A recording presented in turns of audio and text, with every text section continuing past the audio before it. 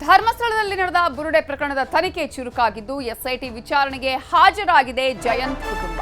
ಜಯಂತ್ ಮಗಳು ಹಾಗೂ ಪತ್ನಿ ಇದೀಗ ವಿಚಾರಣೆಯನ್ನ ಎದುರಿಸ್ತಾ ಇದ್ದಾರೆ. ಬೆಳ್ತಂಗಡಿಯಲ್ಲಿದೆ ಎಸ್ಐಟಿ ಕಚೇರಿ. ಎಸ್ಐಟಿ ಕಚೇರಿಗೆ ಬರಬೇಕು ಅಂತ ಹೇಳಿ ಈಗ ಈ ಹಿಂದೆ ದೂರುದಾರರಾಗಿದ್ದಂತಹ ಜಯಂತ ಹಾಗೇನೆ ಅವರ ಕುಟುಂಬಸ್ಥರಿಗೆ ನೋಟಿಸ್ ಅನ್ನು ಕೊಡಲಾಗಿತ್ತು.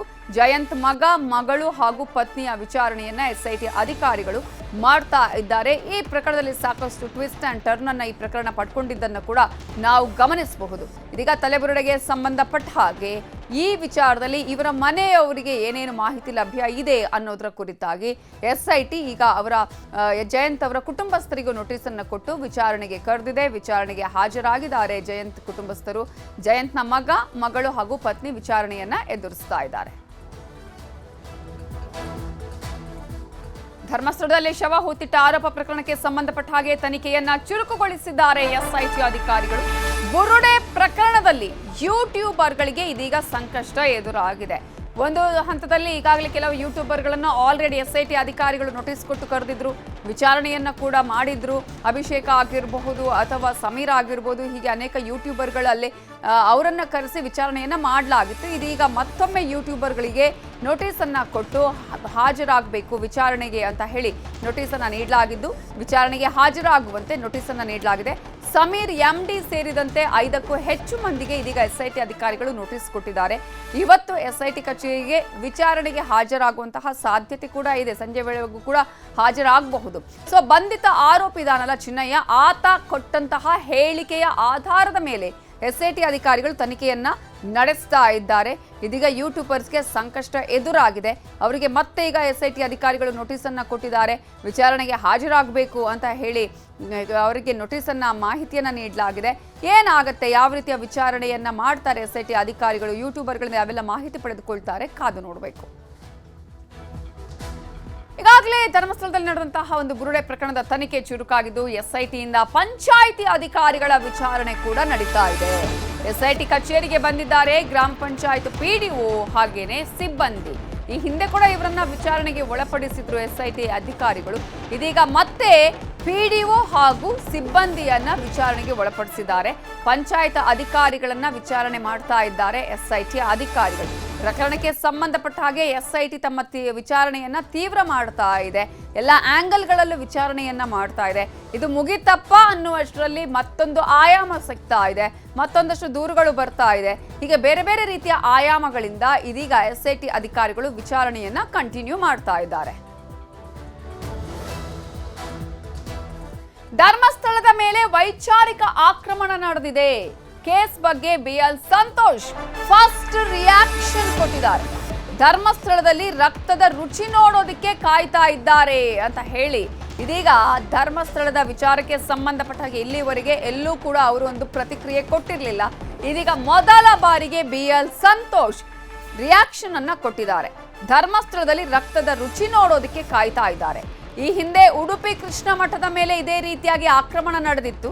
ಸ್ವಲ್ಪ ದಿನದಲ್ಲಿ ಮೂಡುಬಿದ್ರೆ ಮೇಲೆ ಆಕ್ರಮಣ ನಡೆಯುತ್ತೆ. ಈ ರೀತಿ ಅಪಪ್ರಚಾರ ಮಾಡ್ತಿರೋರಿಗೆ ತಕ್ಕ ಶಿಕ್ಷೆ ಆಗಬೇಕು ಅಂತ ಹೇಳಿ ಬಿಜೆಪಿ ರಾಷ್ಟ್ರೀಯ ಪ್ರಧಾನ ಕಾರ್ಯದರ್ಶಿ ಬಿಎಲ್ ಸಂತೋಷ್ ಹೇಳಿಕೆಯನ್ನ ಕೊಟ್ಟಿದ್ದಾರೆ. ವೈಚಾರಿಕ ರಾಜಕೀಯದ ಮೂಲಕ ಶಬರಿಮಲೆಯಲ್ಲಿ ಸ್ವಲ್ಪ ರಕ್ತದ ರುಚಿಯನ್ನ ನೋಡಿದ್ರು, ಶನಿ ಸಿಂಗಾಪುರದಲ್ಲೂ ರಕ್ತದ ರುಚಿ ನೋಡಿದ್ರು, ಧರ್ಮಸ್ಥಳದಲ್ಲಿ ರಕ್ತದ ರುಚಿ ನೋಡುವ ಕೆಲಸ ಮಾಡ್ತಾನೆ ಇದ್ದಾರೆ ಅಂತ ಹೇಳಿ ಬಿಎಲ್ ಸಂತೋಷ್ ಪ್ರತಿಕ್ರಿಯೆ ಕೊಟ್ಟಿದ್ದಾರೆ. 3 ವರ್ಷದ ಕೆಳಗೆ ಇದೇ ತರ ಮತ್ತು ಇದಕ್ಕಿಂತ ಸ್ವಲ್ಪ ಕಡಿಮೆ ಪ್ರಮಾಣದಲ್ಲಿ ಉಡುಪಿ ಕೃಷ್ಣ ಮಠದ ಮೇಲೂ ಕೂಡ ಆಕ್ರಮಣ ನಡೆಯುತ್ತೆ. ಇನ್ನೊಂದು ಸ್ವಲ್ಪ ದಿನದಲ್ಲಿ ಮೂಡುಬಿದಿರೆ ಮೇಲೂ ಆಕ್ರಮಣ ನಡೆಯುತ್ತೆ. ಇನ್ನೊಂದು ಸ್ವಲ್ಪ ದಿನದಲ್ಲಿ ಬೇರೆ ದೇವಸ್ಥಾನಗಳ ಮೇಲೂ ಆಕ್ರಮಣ ನಡೆಯುತ್ತೆ. ಯಾಕಂದ್ರೆ ಹುಲಿಗೆ ರಕ್ತದ ರುಚಿ ಸಿಕ್ಕಿದೆ. ಆ ವೈಚಾರಿಕವಾಗಿರ್ತಕ್ಕಂಥ ವಾಮಪಂಥೀಯ ಮತ್ತು ರಾಜಕೀಯ ಶಕ್ತಿಗಳು ಸ್ವಲ್ಪ ಶಬರಿಮಲೆಯಲ್ಲಿ ಸ್ವಲ್ಪ ರಕ್ತದ ರುಚಿ ನೋಡಿದ್ರು, ಸ್ವಲ್ಪ ಈಶಾ ಆಶ್ರಮದಲ್ಲಿ ಸ್ವಲ್ಪ ರಕ್ತದ ರುಚಿ ನೋಡಿದ್ರು, ಶನಿ ಸಿಂಗಾಪುರದಲ್ಲಿ ರಕ್ತದ ರುಚಿ ನೋಡಿದ್ರು, ಉಡುಪಿಯಲ್ಲಿ ಒಂದು ಸ್ವಲ್ಪ ಪೇಟ್ ಮಾಡುವಂತ ಪ್ರಯತ್ನ ಪಟ್ರು, ಹಾಗೆ ಧರ್ಮಸ್ಥಳದಲ್ಲೂ ಅದನ್ನ ಮಾಡುವಂತ ಪ್ರಯತ್ನ ಪಟ್ರು ಮಾತ್ರ ಅಲ್ಲ ಪಡ್ತಾ ಇದ್ದಾರೆ. ನಡೆದಿರ್ತಕ್ಕಂಥ ಅಕ್ರಮಗಳಿಗೆ ಏನ್ ಶಿಕ್ಷೆ ಆಗ್ಬೇಕು ಅನ್ನೋದ್ರ ಜೊತೆಗೆ ನಡೀತಾ ಇರ್ತಕ್ಕಂಥ ಅಪಪ್ರಚಾರಕ್ಕೂ ಪಕ್ಕನಾಗಿರ್ತಕ್ಕಂಥ ಶಿಕ್ಷೆ ಆಗ್ಬೇಕು ಅನ್ನೋ ಸಂಕಲ್ಪಗಳು ನಮ್ಮ ಕಾರ್ಯಾಲಯದಲ್ಲಿ ನೋಡ್ಬೇಕು. ಯಾಕಂದ್ರೆ ಇವು ಯಾವುದೋ ವ್ಯಕ್ತಿಗಳಿಗೆ ಸಂಬಂಧಪಟ್ಟಿದ್ದು, ಸಂಸ್ಥೆಗಳಿಗೆ ಸಂಬಂಧಪಟ್ಟಿದ್ದಲ್ಲ. ಇದು ನಂಬಿಕೆಗಳಿಗೆ, ಶ್ರದ್ಧೆಗೆ ಸಂಬಂಧಪಟ್ಟಿರ್ತಕ್ಕಂಥ ಅಂತಕ್ಕಂಥ ವಿಷಯ.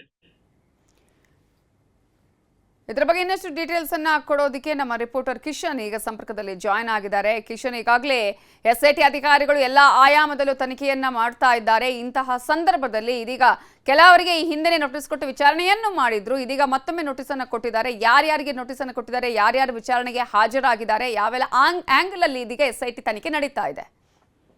ನವಿತಾ, ಎಸ್ಐಟಿ ತನಿಖೆ ಹಲವು ಆಂಗಲ್ಗಳಲ್ಲಿ ನಡೀತಾ ಇದೆ. ಕಳೆದ 2 ದಿನಗಳಿಂದ ತನಿಖೆ ಸ್ವಲ್ಪ ಮಟ್ಟಿಗೆ ವಿರಾಮವನ್ನ ಪಡೆಯಲಾಗಿತ್ತು. ಆದ್ರೆ ಇವತ್ತಿನಿಂದ ಮತ್ತೆ ಫುಲ್ ಫ್ಲೆಡ್ಜ್ ಆಗಿ ತನಿಖೆಯನ್ನ ಮಾಡ್ತಾ ಇರುವಂತದ್ದು. ಪ್ರಮುಖವಾಗಿ 5 ಯೂಟ್ಯೂಬರ್ಗಳ ಮೇಲೆ ಇವಾಗ ನೋಟಿಸ್ ಅನ್ನ ಎಸ್ಐಟಿ ಕೊಟ್ಟಿದೆ. ಅದು MD ಸಮೀರ್ ಆದಿಯಾಗಿ ಹಲವು ಮಂದಿ ಚಿನ್ನಯ್ಯನ ಇಂಟರ್ವ್ಯೂ ಅನ್ನ ಮಾಡಿದ್ರು, ಆತನ ಪರವಾಗಿ ಮಾತನಾಡಿದ್ರು. ಹಾಗಾಗಿ ಅವುಗಳ ವಿವರವನ್ನ ಈಗ ಎಸ್ಐಟಿ ಅವರು ಪಡ್ಕೊಳ್ತಾ ಇದ್ದಾರೆ. ಸಂಚಾರಿ ಸ್ಟುಡಿಯೋದ ಸಂತೋಷ್ ಎಂಬಾತ ಈಗಾಗಲೇ ವಿಚಾರಣೆಗೆ ಹಾಜರಾಗಿದ್ದಾರೆ. ಮುಕ್ಕಿಳಿದವರು ಕೂಡ ವಿಚಾರಣೆಗೆ ಬರ್ತಾರೆ.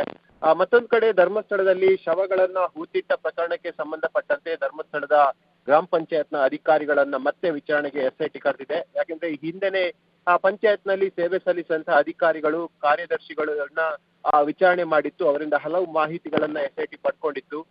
ಇವತ್ತು ಅಫಿಷಿಯಲ್ ಆಗಿ ಅದರ PDO ಆಗಿರ್ಬೋದು, ಬೇರೆ ಅಧಿಕಾರಿಗಳನ್ನ ಎಸ್ಐಟಿ ವಿಚಾರಣೆ ಮಾಡ್ತಾ ಇರುವಂತದ್ದು. ಹಲವು ದಾಖಲೆಗಳನ್ನ ಈಗಾಗಲೇ ಎಸ್ಐಟಿ ಸಂಗ್ರಹ ಮಾಡಿದೆ. ಒಂದು ಮಹೇಶ್ ಶೆಟ್ಟಿ ತೆವರೋಡಿ ಕೊಟ್ಟಿರುವಂತಹ ದೂರು, ಮತ್ತೊಂದು ಕಡೆ ಗಿರೀಶ್ ಮಠನ್ ಅವರು ಕೊಟ್ಟಿರುವಂತಹ ದೂರಿನ ಅನ್ವಯ ಈ ವಿಚಾರಣೆ ಆಗ್ತಾ ಇರುವಂತದ್ದು. ಮತ್ತು ಮೊಹಂತಿ ಅವರ ಸ್ಪಷ್ಟ ಸೂಚನೆ ಮೇರೆಗೆ ಧರ್ಮಸ್ಥಳದಲ್ಲಿ 100 ಶವಗಳನ್ನ ಹೂತಿಡಲಾಗಿದೆ ಮತ್ತು ಆ ಶವಗಳನ್ನ ವಿಲೇವಾರಿ ಮಾಡುವಾಗ ದೊಡ್ಡ ಮಾಫಿಯಾವೇ ಆಗಿದೆ ಎಂಬ ಅರ್ಥದಲ್ಲಿ ಆರೋಪವನ್ನ ಮಾಡಲಾಗಿತ್ತು, ದೂರನ್ನ ಕೂಡ ಕೊಡಲಾಗಿತ್ತು. ಹಾಗಾಗಿ ಈ ಸಂಬಂಧವಾಗಿ ಈಗ ತನಿಖೆಯನ್ನ ಮಾಡ್ತಾ ಇರುವಂತದ್ದು. ಮತ್ತೊಂದು ಕಡೆ ಎಸ್ಐಟಿಯ ತನಿಖೆ ನಡೆಯುತ್ತಿರುವಾಗಲೇ ಮತ್ತೆ ಕ್ಷೇತ್ರದ ವಿರುದ್ಧ ಅಪಪ್ರಚಾರಗಳು ಆಗ್ತಾ ಇದೆ ಎಂಬ ಆರೋಪವನ್ನು ಕೂಡ ಮಾಡಲಾಗಿದೆ. ಉಡುಪಿಯಲ್ಲಿ ಬಿಜೆಪಿಯ ರಾಷ್ಟ್ರೀಯ ಸಂಘಟನಾ ಪ್ರಧಾನ ಕಾರ್ಯದರ್ಶಿ BL ಸಂತೋಷ್ ಅವರು ಈ ಬಗ್ಗೆ ನೇರವಾಗಿ ಮಾತಾಡಿದ್ದಾರೆ. ಈ ಹಿಂದೆಯೂ ಕೂಡ ಪ್ರಕರಣ ಮುನ್ನೆಲೆಗೆ ಬರ್ತಾ ಇರುವಂತ ಸಂದರ್ಭದಲ್ಲಿ ಮಾತಾಡಿದ್ರು. ಇದೀಗ ಬಹಳ ಮುಕ್ತವಾಗಿ ಮಾತಾಡಿದ್ದಾರೆ. ಇದೊಂದು ವೈಚಾರಿಕವಾಗಿ ಆಗ್ತಾ ಇರುವಂತಹ ಆಕ್ರಮಣ ಎಂಬ ಅರ್ಥದಲ್ಲಿ ಅವರು ಭಾಷಣ ಮಾಡಿದ್ದಾರೆ. ಶಬರಿಮಲೆ ಕ್ಷೇತ್ರ ಆಯ್ತು, ಈಶಾ ಕ್ಷೇತ್ರ ಆಯ್ತು, ಶನಿಸಿಂಗಾಪುರ ಆಯ್ತು, ಜೊತೆಗೆ ಹಲವು ಕ್ಷೇತ್ರಗಳನ್ನ ವೈಚಾರಿಕತೆ ದೃಷ್ಟಿಯಿಂದ ದಾಳಿಯನ್ನ ಮಾಡ್ತಾ ಇದ್ರು, ರಕ್ತದ ರುಚಿಯನ್ನ ಕಂಡ್ರು. ಇದೀಗ ಧರ್ಮಸ್ಥಳವನ್ನ ಕೂಡ ನೇರವಾಗಿ ಗುರಿ ಮಾಡ್ತಾ ಇದ್ದಾರೆ. ಧರ್ಮಸ್ಥಳದ ರಕ್ತದ ರುಚಿಯನ್ನ ಅವರು ನೋಡ್ತಾ ಇದ್ದಾರೆ. ಕೇವಲ ವೈಚಾರಿಕ ದೃಷ್ಟಿಯಿಂದ ಇಂತಹ ಆಕ್ರಮಣಗಳು ಹಿಂದೂ ದೇವಾಲಯಗಳ ಮೇಲೆ ಆಗ್ತಾ ಇದೆ. ಯಾವುದೇ ಒಂದು ಆರೋಪದ ದಾಖಲೆಗಳಿಲ್ಲದೆ, ಪುರಾವೆಗಳಿಲ್ಲದೆ, ಆಧಾರಗಳಿಲ್ಲದೆ ಇಂತಹ ಒಂದು ನೇರವಾದ ಆರೋಪವನ್ನ ಕೂಡ ಮಾಡ್ಲಾಗ್ತಾ ಇದೆ. ಕ್ಷೇತ್ರವನ್ನ ಮುಗಿಸುವಂತ ಸಂಚಲನ ಮಾಡ್ಲಾಗ್ತಾ ಇದೆ. ಹಾಗಾಗಿ ಹಿಂದೂ ಸಮಾಜ ಈ ಷಡ್ಯಂತ್ರ ವಿರುದ್ಧ ಒಗ್ಗಟ್ಟಿನ ಹೋರಾಟವನ್ನ ಮಾಡಬೇಕಾಗಿದೆ ಎಂಬ ಕರೆಯನ್ನ ಕಾರ್ಯಕರ್ತರಿಗೆ ಕೊಟ್ಟಿದ್ದಾರೆ. ಒಂದ್ ಕಡೆ ಮತ್ತೆ ಅಪಪ್ರಚಾರಗಳು ಆಗ್ತಾ ಇದೆ ಎಂಬ ದೂರುಗಳು ಕೂಡ ಕೇಳಿ ಬರ್ತಾ ಇದೆ. ರಾಜಕೀಯವಾಗಿ ಕೂಡ ಒಂದು ಹಂತದ ಹೋರಾಟಗಳು ಕೂಡ ಸ್ಥಗಿತವಾಗಿದೆ.